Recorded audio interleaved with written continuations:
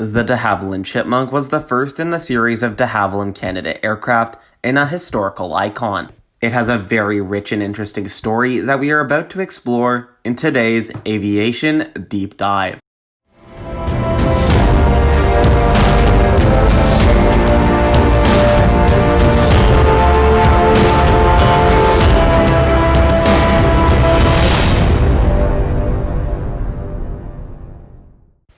Hello everyone, and welcome to the pilot episode of the de Havilland Canada DHC series Aviation Deep Dive with me, Max Langley. In this series, we will be taking a dive into the history of each DHC aircraft, starting with the DHC-1 Chipmunk and ending with the DHC-8. The de Havilland Canada DHC-1 Chipmunk is an iconic Canadian-built tandem two-seat, inverted inline engine-powered trainer aircraft. It has a rich military and general aviation history, being flown all over the world by air forces and civilians. Following the conclusion of World War II, de Havilland Canada knew that they needed to shift their focus from military aircraft towards more civilian and training-focused aircraft, using all the advancements in technology they had made over the past few years. The first post-war project launched by de Havilland was the Chipmunk.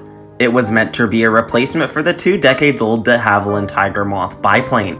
The man behind the project was Visval Jakimiuk. He worked as the principal designer and led the development of the airframe. He designed a cantilever monoplane that allowed for more features and advances than competing trainer aircraft. These features included a rear sliding enclosed cockpit canopy, strakes, and stall breaker strips to help perform stall recovery training. The Chipmunk was produced in the late 1940s and 50s in Downsview, a neighborhood of Toronto, Ontario, at the de Havilland Canada plant. The production in Downsview concluded in 1956 after 218 were built. You might wonder why there were so few built in Canada. That's because the majority of Chipmunks were built in Britain under license by the de Havilland Company. Over 1,000 Chipmunks were produced under license by the de Havilland Company in Britain. These were produced at the Hertfordshire plant at the Hatfield Aerodrome before later being moved to the Havilland Aerodrome plant in Broughton. 66 additional Chipmunks were also manufactured in Portugal by the company OGMA. These were built for the Portuguese Air Force. The first flight of the Chipmunk took place on the 22nd of May 1946. The flight took place in the prototype Charlie Foxtrot Delta India Oscar X-Ray and was flown by Pat Fillingham. Fillingham was a test pilot for de Havilland Canada's parent company, de Havilland. He joined the company in 1939 as a test pilot and tested planes throughout World War II. After the war, he kept working for de Havilland and continued to test military and civilian aircraft. Fillingham actually won 2 air races with the Chipmunk, the Goodyear Trophy in 1952 and the King's Cup in 1953. He flew over 120 aircraft throughout his career, including the de Havilland Common and Trident. The structure of the Chipmunk heavily incorporated the use of metal skin stressed alloy. This allowed for the use of thin wings, which provided durability and greatly increased performance. Some other features meant for its role as a trainer include anti-spin strakes, disc brakes on the undercarriage, hand-operated single-slot wing flaps, and a propeller composed of solid lightweight alloy. It also included an onboard radio system and cockpit lighting.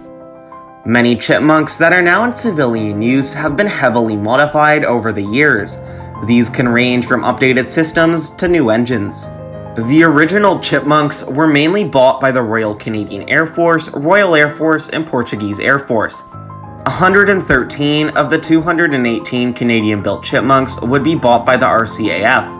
78 of these were allocated to be used as trainers for the regular active duty forces. The remaining 34 were given to flying clubs for reserve pilots to complete refresher training.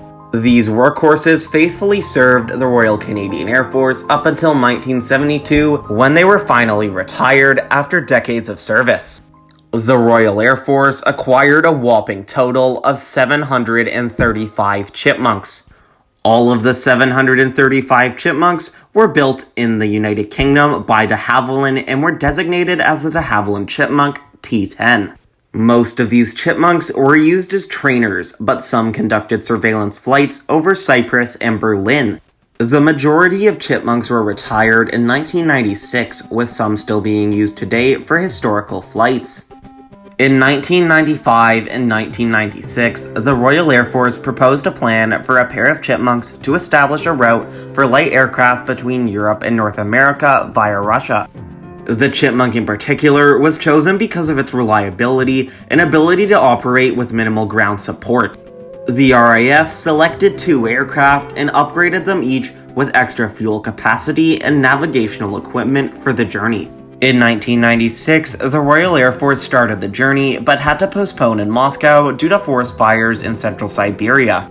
The RAF completed the journey in 1997, flying 16,259 miles over 64 days and visiting 62 airfields along the way. One of the 2 chipmunks can still be seen today in the collection at the RAF Museum.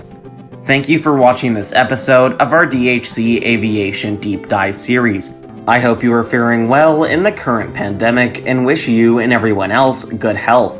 Stay tuned for our next episode in this series about the iconic de Havilland beaver.